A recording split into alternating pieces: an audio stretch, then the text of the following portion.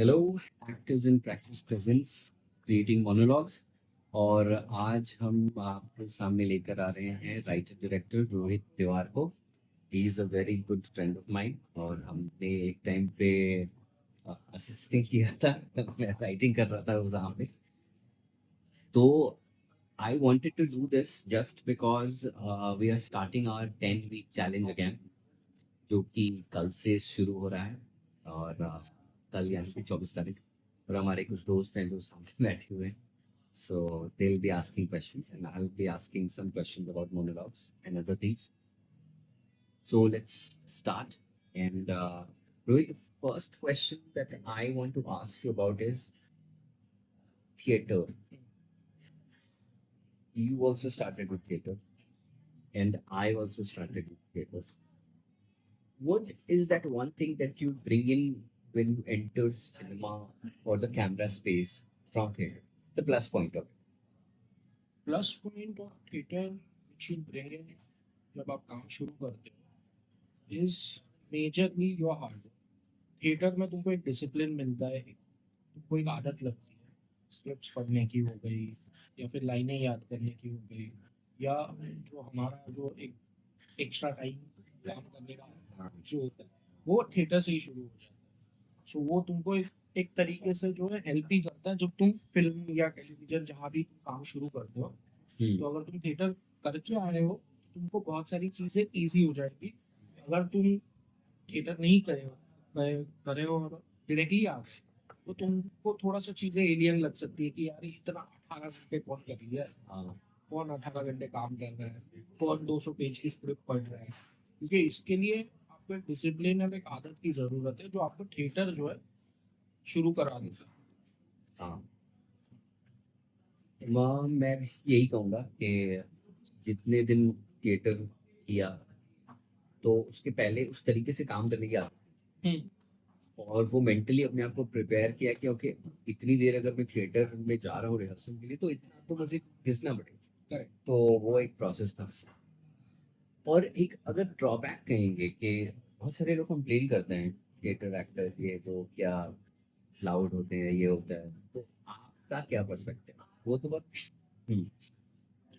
यार ऐसे ड्रॉबैक देखो, ड्रॉबैक तभी क्रिएट होता है जब आप उसको क्रिएट करते हो। हाँ, आप अगर थिएटर एक अच्छा चीज़ है जो आप कर रहे हो, तो अगर आप उससे अच्छी चीज़ें ले लोगे तो अच्छी चीज़ें होंगी। लाउड करना वो अभी स्टेज टू स्टेज डिफर करता है ना। जैसे एक एग्जांपल अगर तुमको दूंगा हम्म। कि समझो कि हम एक चाय की टपरी पे बैठे हैं, हम्म। बात कर रहे हैं, तो वहाँ पे आप एक तरीके से बात कर सकते हो, कोई माइंड नहीं करेगा। बट जब आप 5 स्टार होटल में एंटर करते हो तो आप एक तरीके से बात करते हो, जैसे आप टपरी पे बात करते हो वैसे तो नहीं कर सकते। हाँ सही। हाँ, मतलब एग्जाम्पल बहुत खराब है, लेकिन लाइन समझो कि बात क्या है कि थिएटर में जिस तरह से एक्टिंग की जाती है because it's more live. So जब लाइव करते हैं ना, so you connect with people live, तो obviously it is little louder. But camera is different, क्योंकि थिएटर में आप जो है एक 30 दिन या 40 दिन जो आप तालीम लेते हो एक कैरेक्टर प्ले करने की, you play it right. But when you opposite to camera, आपको जो है वो कैरेक्टर जो है वो पीसेस में करना है, लेकिन आपको उसकी कंटिन्यूटी याद है हाँ। कि ये कैरेक्टर मेरा ए से बी जा रहा है, उसके बीच में इसके साथ इतनी सारी चीजें हो रही है। लेकिन मैं शूट कर रहा हूँ तो मैं तो, अगर मैं ए बी सी डी ऐसे में अगर कहूँ, हाँ। तो मैं तो जेड का सीन पहले कर रहा हूँ। हाँ। तो आपको सबकॉन्शियसली उसका एक आर्क जो है वो हमेशा याद रखना पड़ता है, जो थिएटर में हम जो करते हैं उसमें आप एक तरीके से परफॉर्म करें, क्योंकि फर्स्ट सीन फर्स्ट हो रहा है, लास्ट सीन लास्ट हो रहा है। लेकिन शूट जब कर रहे हो तो आपको ये सब चीजें अलग तरीके से याद रखनी पड़ती है कि मैं पूरा थ्रू आउट इस फिल्म में या सीरीज में मेरा कैरेक्टर यहाँ से यहाँ जा रहा है, लेकिन मैं बीच में का सीन शूट कर रहा हूँ तो इसकी मनस्थिति क्या हो सकती है, इसका सबकॉन्शियस में क्या मोमेंट में है, क्या सिचुएशन में है, इस बारे में हो सकता इसको लेकर एक छोटा सा एक इंसिडेंट है जो मैं शेयर करना चाहूँगा। तो मैं एक फ़िल्म कर रहा था और इनिशियल डेज़ था, तो एक 6 पेज का सीन। है। अब वो मैंने तो याद कर लिया रिदम के साथ 1 2 3 4 5 अब जब वो डायरेक्टर ने क्या किया कि वो मास्टर शॉट ही नहीं लिया, उसने सीधा बोला कि इसका यहाँ से हम शूट कर रहे हैं। सो फॉर एग्जाम्पल ABCD था, तो उसने D पहले शूट कर लिया, फिर वो B कर रहा है, फिर वो C कर रहा है, फिर वो A कर रहा है, एकदम क्लस्टर्ड हो गया था। अब मुझे लोग कह रहे हैं कि इट्स ओके और ऐसा ऐसा, और वो कह रहा है अरे सोनू आपको लाइंस क्यों नहीं याद हो रहे हैं। It's like, मुझे तो याद है लाइंस, लेकिन ये तरीका नहीं समझ में आ रहा है। तो मैंने ना आशीष सर है, आशीष विद्यार्थी सर जो हैं, तो उनके साथ एक सीरीज किया था 24 करके, तो उनको फोन किया। अच्छा। उनको उसके अगले रोज क्या कि मैं ऐसे फंस रहा हूँ तो क्या करूँ, तो उन्होंने बोला कि भूल जाओ सर, तुमको एडजस्ट करना पड़ेगा, everybody has a different way. It's a good thing अगर मास्टर शूट हो जाता है, बट अगर नहीं होता है, वो डायरेक्टर अगर कहता है कि मैं ऐसे ही शूट करूँगा, तो आपको एडजस्ट करना पड़ेगा। बोले कि before it rolls, go back in your head and say those lines and you get in that rhythm। तुमको रिदम मिस हो रहा है ना, वो रिदम मिल जाए, तो वो बड़ा कमाल का। तो वो एडजस्टमेंट्स तो खुद ही सीखना पड़ता है मुझे लगता जी जी, वो क्राफ्ट आपको एक क्या होता है ना, हर चीज सॉल्व करने का हर एक का अलग तरीका होता है। वो अलग तरीके से वो चीज को सॉल्व कर सकता है, वो आपको अपनी ढूंढनी पड़ती है। दूसरा, अगर मास्टर भी पहले शूट हो गया, इसी हाँ। बात पे मैं कहूँ, मास्टर पूरी तरह से शूट हो गया, आपने एक तरीके से परफॉर्म कर लिया, लेकिन क्या है, कैमरा है वो कैप्चर कर रहा है, वो कैप्चर करने के बाद में वो रह गया, हाँ। वो आपका एडिट में जाएगा, वो आपका शोकेस होगा। सो कंटिन्यूटी एक चीज होती है जो आपको बहुत याद रखनी पड़ती है। मतलब समझो मैं बात करते करते अभी चश्मा निकाल दिया चौथी लाइन पे, उसका मास्टर चल रहा है, ठीक है, और बहुत बार ऐसा होता है कि दो कैमरा सेटअप है नहीं, एक कैमरा सेटअप है। हाँ। तो मैंने पहले मास्टर लगा दिया, मास्टर समझो मैंने शूट कर लिया, एक 50 लाइन का मास्टर मैंने शूट कर लिया। उसकी 5वीं लाइन पे मैंने चश्मा निकाल लिया, मैंने कॉफी पी लिया, मैंने सामने वाले को ऐसे उंगली दिखा दी, ये सब कर लिया। और जब क्लोज शूट हो रहा है, तो मैंने ये सब अगर नहीं किया, तो मेरे लिए वो शॉट वेस्ट है, क्योंकि उसकी कंटिन्यूटी जो है एडिटर मैच ही नहीं कर पाएगा, it will look a jump. That is the difference when you shoot actually. और वो किसी और का क्लोजअप लगा देते फिर। हाँ, फिर वहां पे किसी और का क्लोजअप आ जाएगा, या आपका बैक शॉट आ जाएगा, या कुछ आ जाएगा, क्योंकि वो जग भी करता है ना, जब आप देख रहे हो, आपको बहुत बार, अभी जैसे मैं कल, हाँ, कल मैं एक फिल्म देख रहा था नेटफ्लिक्स पे। तो मैं तो फिल्में देखता हूँ तो अपना टेक्निकली हम लोग काम करते हैं एज ए टेक्नीशियन, तो ध्यान चला ही जाता है। तो देख रहा था, तो एक कार का शॉट है, तो कार जो है एक दूसरी कार को फॉलो कर रही है, उसमें दो बंदे बैठे हुए हैं, ठीक है। तो जब क्लोज चल रहा है साइड एंगल से, तो कार की विंडो जो है down है। अच्छा। और जब वाइड हुआ, हाँ। तो ऑब्वियसली बहुत सारे एक्टर्स जो होते हैं, वो वाइड शॉट्स में जो कार का चेजिंग वेजिंग, उसके लिए एक्शन के बंदे होते हैं, कार ड्रिफ्ट हो रही है या कुछ भी, तो दूसरे लोग होते हैं वहां पे बैठे हुए। तो फिर कार की विंडोज जो है वो ऊपर चली गई, फिर से नेक्स्ट शॉट में जब क्लोज लगा फिर से नीचे है, और फिर से ऊपर चली गई जब वाइड है। सो ये जब आप पिक्चर देखते हो या टेलीविजन देखते हो, ये आपको जब, सो ये होगी प्रॉपर्टी एक्शन करने की बेसिकली। लेकिन यही एक्टर का भी वही हाल है कि अगर मैं एक चीज बोलते बोलते बैठ गया हूँ वाइड में, और अगर क्लोज में मैं वो नहीं कर रहा हूँ, मैच नहीं कर रहा हूँ, तो व्यूअर को दिखेगा। और अभी का टाइम जो चल रहा है, उसमें चीजें रह जाती हैं।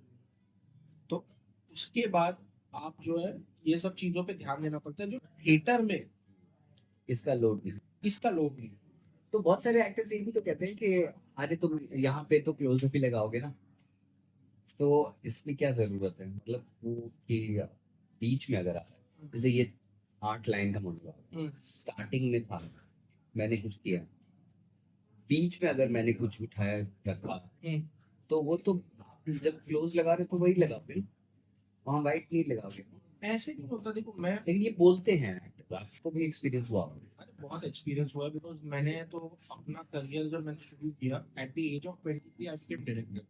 अच्छा। मैं सीरियल्स डायरेक्ट करने लगा, सो वहाँ पे एक्सपीरियंस्ड एक्टर होते थे, मुझसे डबल एज वाले एक्टर होते थे जिन्होंने बहुत काम किया है, बहुत एक्सपीरियंस लोग हैं, और मैं बच्चा सा।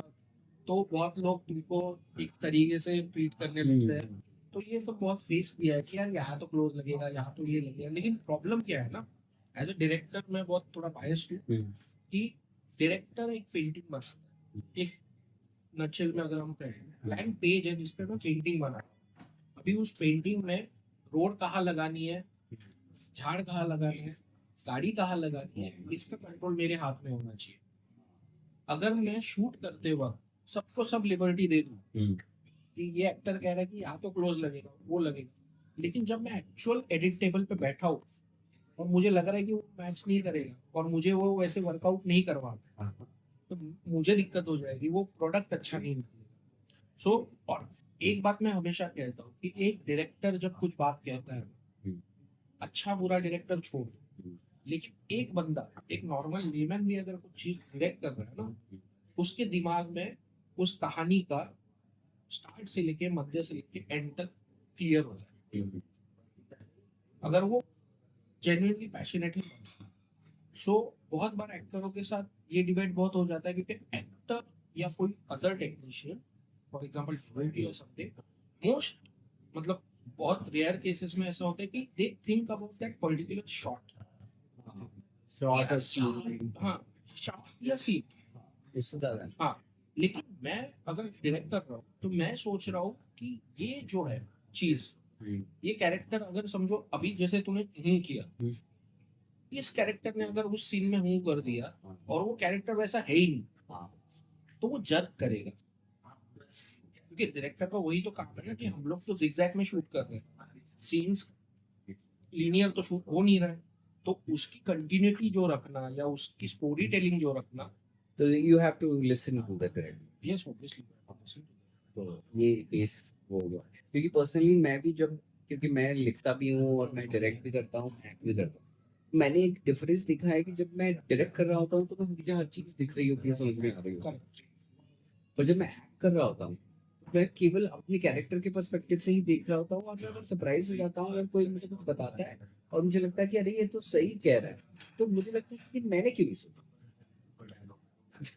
क्योंकि दिमाग उस टाइम पे लिमिटेड होता है। तो ओके, तो अब जैसे कि हमारे 100 मोनोलॉग्स का नाम अब एक्टर्स इन प्रैक्टिस है, क्योंकि हमने 100 मोनोलॉग्स 100 वीक्स के लिए शुरू किया था, and only one person completed it, that is Ashwini, fully Kinikar. And now Ashwini is on her 186th monologue, and she started doing it, and now she's done 8-9 films. She's in London, वहीं पे वो plays भी कर रही है, ये भी कर रही है, and with these monologues she started out, मतलब एक गैप के बाद। तो मुझे तो बहुत ये इंटरेस्टिंग चीज़ लगती है ये मोनोलॉग्स, क्योंकि मैं भी जब मोनोलॉग्स कर रहा था तो मुझे भी बहुत सारे ऑडिशंस आते थे और मैंने भी शुरू किया, जब मैंने बंद किया तो बस, तो अटेंशन पाने के लिए ही कर रहे हैं, राइट? हम क्यों बना रहे हैं मोनोलॉग्स के, जो कोई लोग देखें और वो रिएक्ट करें उस पर और बोले कि हाँ भाई ये इंटरेस्टिंग लग रहा है, इसको यहाँ पे बुला। तो how do we choose text? Monologue जो ऑडिशन के लिए monologue, उसमें जैसे अगर मैं एक काम, मोनोलॉग शुड बी पावरफुल शुरू हो। जैसे एग्जांपल दूं तो शाहरुख खान साहब का जो है 70 मिनट, पहली लाइन ही इतनी कैची है कि आपका ध्यान चला जाएगा, कोई बंदा देख नहीं रहा। या फिर अमिताभ साहब का जो मंदिर में है जो है, आज खुश तो बहुत हो गई, यहाँ से। तो वो मोनोलॉग जो है उसका first line should be very catchy, first line should be catchy. अभी मैं बहुत बार ऑडिशंस देखता हूँ, लोग मुझे भी मोनोलॉग्स भेजते हैं, तो मैं हमेशा देखता हूँ ना कि लाइन एक मेलो से शुरू होके फिर वो टेम्पो उसका हाई होके फिर वो मतलब समझो अगर वो नॉर्मल बात कर रहा है फिर वो गुस्से में जा रहा है, फिर वो और एंगर में जा रहा है, या कोई भी इमोशन जो वो पकड़ रहा है वो धीरे से शुरू करके जा रहा है। लेकिन अगर आपका फर्स्ट लाइन ही कैची है तो आपका जो ऑडिशन बंदा देख रहा है वो हुक हो जाए। पहली बात मोनोलॉग की वो है मेरे हिसाब से, maybe I am wrong, but मेरे हिसाब से वो होती है। और दूसरा क्या है कि मोनोलॉग करते वक्त जो मैंने ऑब्जर्व किया है, बहुत लोग है ना मोनोलॉग को मोनोलॉग की तरह करते हैं। मतलब अगर यही एग्जांपल मैं पकड़ूं कि शाहरुख साहब का जो 70 मिनट है, अगर उसको किसी को परफॉर्म करना है, they perform it in a stylish way और whatever way. But monologue perform करने का सबसे बेसिक चीज आपको ये है कि आपको समझो ये आधे पेज का मोनोलॉग करना है, हम्म, लेकिन उसकी स्क्रिप्ट जो है 10 पन्ने की है या 20 पन्ने की है, 100 पन्ने की, आपको पूरी पढ़नी है। उससे आपका वो कैरेक्टर आपको समझ में आएगा कि वो किस जर्नी से जाके उस मोनोलॉग की बात करें। या मैं अगर वहीं तक पढ़ लूँ जहाँ पे है वो।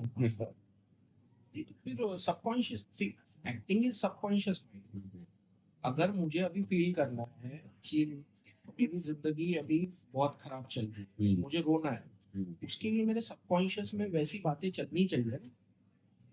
एक कैरेक्टर अगर रो रहा है तो ऐसे ही तो नहीं रो देगा, उसके साथ 10 चीजें हुई होंगी।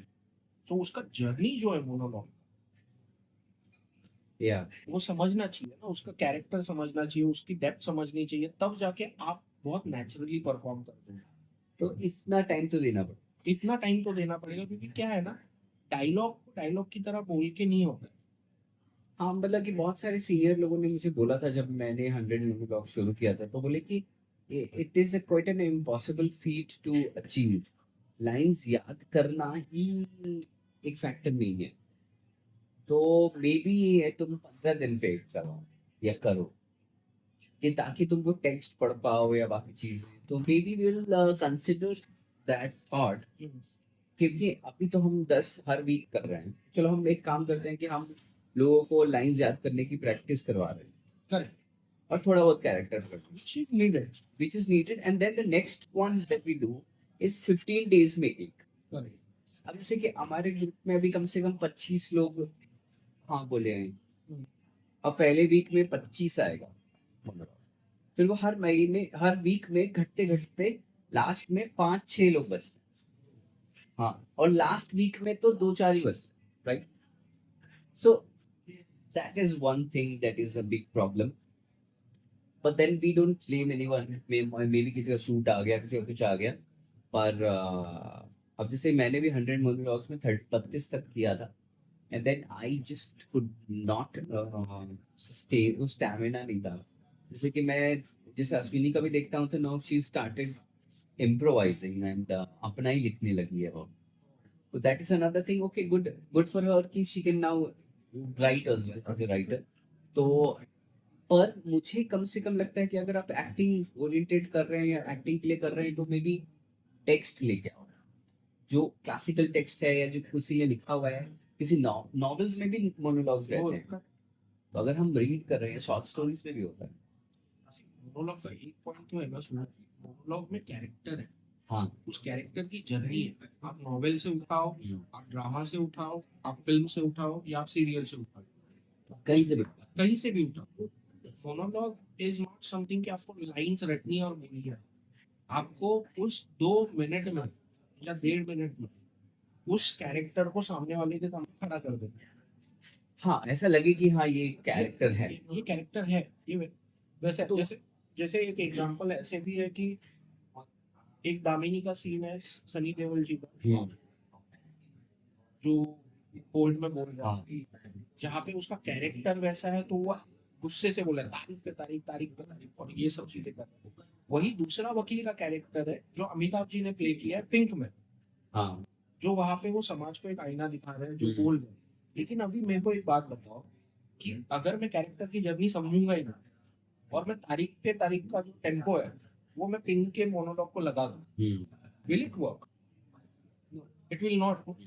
So that's why the basic thing, whoever is writing their own monologue, but एक thought होता है ना दिमाग में कि मैं इस बंदे का मोनोलॉग लिख रहा हूँ, मैं सोनू का मोनोलॉग लिख रहा हूँ, जो बहुत अच्छा राइटर है, जो हाँ, 10 फिल्में अभी लिख रहा है, उसका ये जर्नी चल रहा है लाइफ में। हम्म, तो वो किस बारे में टची है, वो किस बारे में कैसी चीज बोलेगा। क्योंकि अभी शाहरुख साहब के मैं फिर से आता हूँ, कुछ वो 3-4 मोनोलॉग है जो मुझे बहुत पर्सनली पसंद है। 70 मिनट, 70 मिनट जब वो कहते हैं ना, अगर तुम उनको बहुत अच्छे से ऑब्जर्व करो, तुमको फील होगा कि वो 70 मिनट उनके मैच की भी बात कर रहे हैं जिसमें उनका लाइफ चेंज हुआ।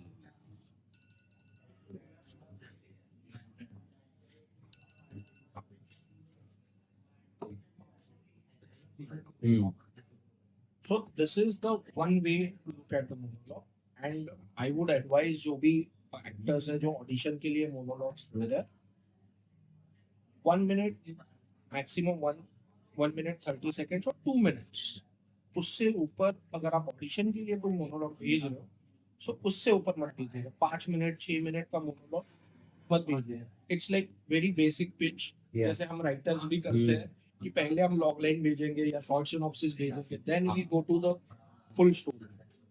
सो 1-1.5 मिनट से ज्यादा एक मत। डेढ़ मिनट कोई से देखता ज्यादा नहीं है, मतलब मैं भी नहीं देखता, मतलब अगर 5-5 मिनट का होता है तो मैं नहीं देख नहीं पाएंगे देख ना पाता। यार। हम मैं 10 मिनट का मोनोलॉग देख लूंगा रणबीर कपूर का, because I have been watching, वो भी उसने ऐसे ही कुछ डाल दिया तो नहीं देखेंगे ना, वो फिल्म में है। हाँ मतलब इंस्टाग्राम पे तो नहीं देखता।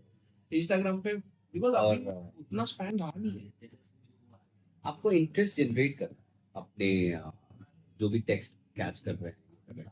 एक एक सवाल है जिसका कोई मुझे नहीं लगता कोई स्ट्रेट फॉरवर्ड आंसर होगा, ये मेरा आखिरी सवाल है, और फिर पूछते हैं किसी को अगर कुछ सवाल है तो बता सकता है। रिकॉर्ड कैसे करना चाहिए, मतलब एक तो मैंने सेल्फी वाले नहीं रिकॉर्ड करना चाहिए, हॉरिजॉन्टल में रिकॉर्ड किया, कट्स होनी चाहिए क्या मुझे, क्योंकि कट्स से इंटरेस्टिंग बनता है। If we do short division, like 2 line ऐसे कर लिया, 2 लाइन यहाँ से कर लिया, 2 लाइन उस एंगल से कर लिया, लोकेशन चेंज कर लिया, like it is not that much an effort now। ये मोबाइल में, आईफोन में भी एडिटर होता है, ये ऐप्स भी होते हैं। क्योंकि मुझे कभी कभी लगता है कि स्ट्रेट फॉरवर्ड वन अगर वो बहुत एंगेजिंग नहीं है ना, मतलब I don't know how to answer this, but you answer it for me के how do we record it.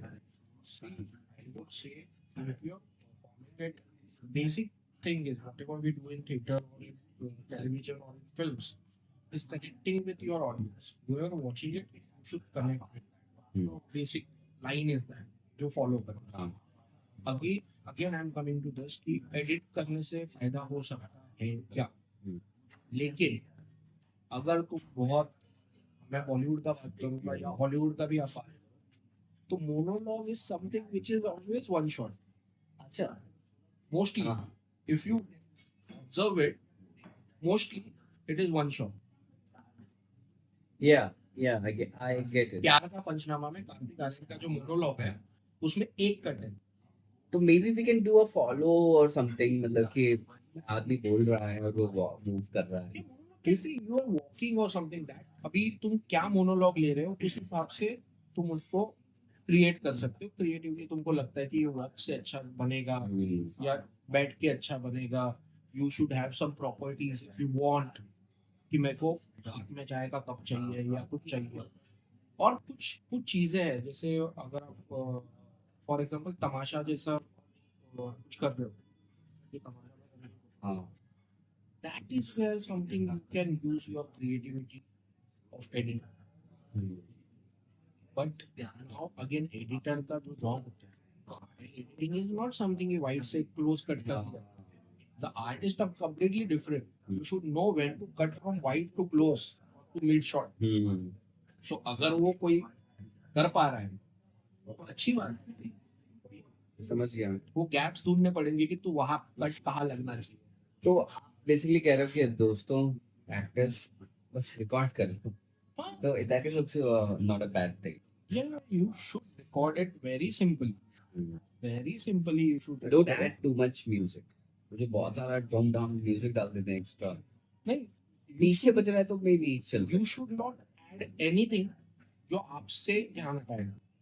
It should not overpower you. Then you अगर फॉर एग्जांपल आप कैमरा भी शूट कर रहे हो, मैंने ऐसे यहाँ रख दिया और पूरा मूवी मेरा ऐसा दिख रहा है, it should not look like।